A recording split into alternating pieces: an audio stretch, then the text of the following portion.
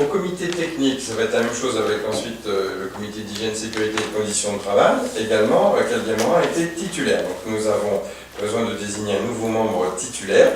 Alors, nous allons proposer qu'un ancien membre qui était suppléant, qui était Yves Salard, devienne titulaire. Déjà, il a eu l'occasion de remplacer, mais là, il va pouvoir être titulaire. Voilà ce qui est proposé. Y a-t-il d'autres candidats? Oui, absolument. Très bien. Absolument. Alors, c'est vous, monsieur Épervier? Oui, tout à fait. D'accord. Donc, je vais vous dire pourquoi. Parce que je trouve que depuis un petit moment, l'opposition est maltraitée. Le dernier exemple date de lundi soir. Une réunion sur l'aménagement de la place du marché rue de la Gare. Alors, vous le savez tout à fait que nous sommes particulièrement favorables à ce type de réunion, d'information, de concertation, enfin d'information dans un premier temps. Là n'est pas le sujet. Ce qui nous surprend, c'est que l'opposition n'a pas été invitée. C'est un peu surprenant. Je vais continuer, si vous permettez. Et encore moins les membres de la commission aménagement du territoire, ce qui n'a pas manqué de choquer certains riverains de la rue de la Gare qui n'ont pas compris, ils pensaient que nous n'avions pas voulu y aller. C'est un peu choquant. J'étais sur le marché, bon, c'était pas la campagne électorale, ça m'arrive d'aller au marché quand c'est pas la campagne, c'est vrai que je rencontre moins d'élus quand c'est pas une campagne, mais les riverains m'ont dit « mais pourquoi tu n'y étais pas ?» J'étais pas invité, j'ai pas l'habitude d'aller dans une réunion, je n'ai pas invité. Alors, monsieur l'adjoint à l'aménagement du territoire, pourquoi n'étions-nous pas invités? Alors, sommes-nous vraiment porteurs d'une maladie honteuse? Vous pouvez intervenir librement. Par contre, le choix des personnes qui vont vous répondre, on va le laisser quand même à notre équipe. En ce qui concerne les réunions de concertation que nous faisons systématiquement pour tout projet d'aménagement, nous avons toujours fait de la façon suivante ces derniers temps. Nous invitons les riverains. Ce qui nous apparaît important, c'est de pouvoir écouter les riverains. Mais ce n'est pas une réunion définitive, puisque il y aura également une réunion de restitution. Là, c'est la réunion de concertation. Nous en avons deux, en fait, ce jour-là. Une à 14 h avec les commerçants. Ce qui nous importait, c'était de pouvoir entendre les commerçants par rapport à un premier projet, le premier schéma d'intention. Et le soir même, les riverains. Donc, on invite systématiquement l'ensemble des riverains.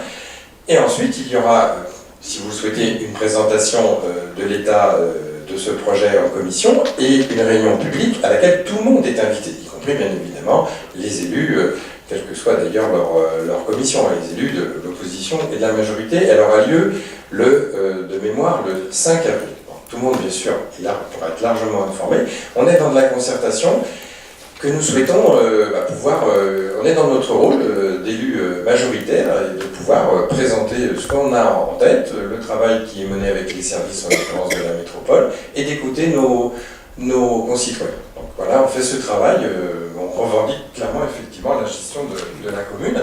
Et en ce qui concerne l'opposition maltraitée, alors là je ne vois pas trop, bien entendu c'est tout à fait votre droit de vous présenter au comité, au CT et au comité d'hygiène et de sécurité.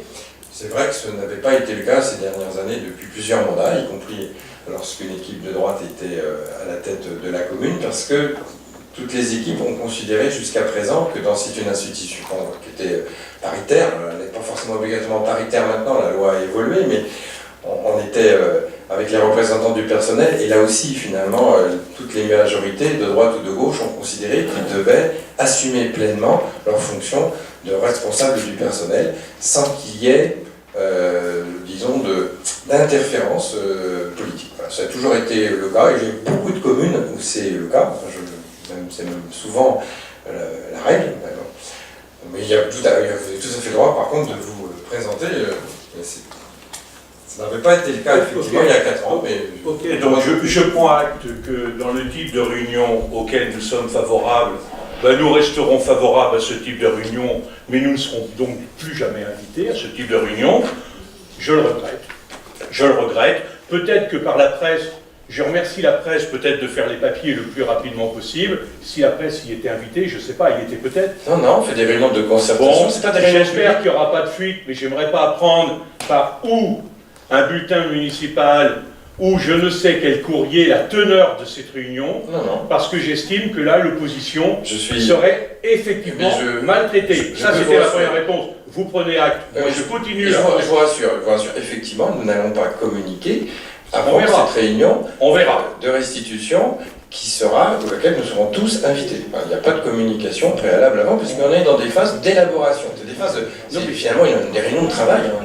C'est bien ce que je dis, c'est votre choix Oui. d'animation de la politique d'urbanisme de la ville en invitant qui vous voulez, vous l'avez confirmé, c'est votre droit le plus strict, je ne vous retirerai jamais ce droit, bien au contraire. Donc, droit pour droit, je me présente, en effet, aux deux délibérations qui suivent. Donc, vous en priez, Madame Gobin. Vous évoquez, vous justifiez le fait que la présence des élus d'opposition ne soit pas forcément la bienvenue au sein du CT en craignant les interférences entre groupes.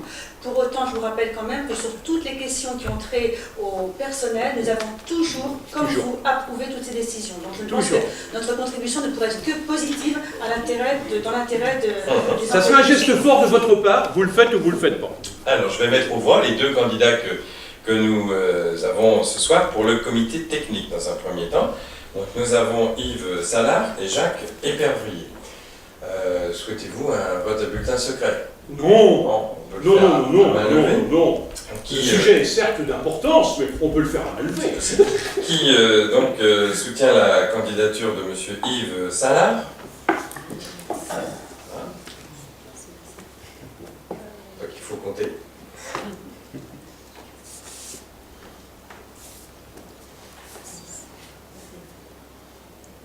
Bien sûr, 21. Qui soutient la candidature de M. Jacques Épervier? Oui. 6. Donc le compte est bon, nous sommes bien à 27 ce soir. Donc M. Yves Salard deviendra titulaire au sein du comité technique, et c'est la même chose, souvent ce sont automatiques, mais enfin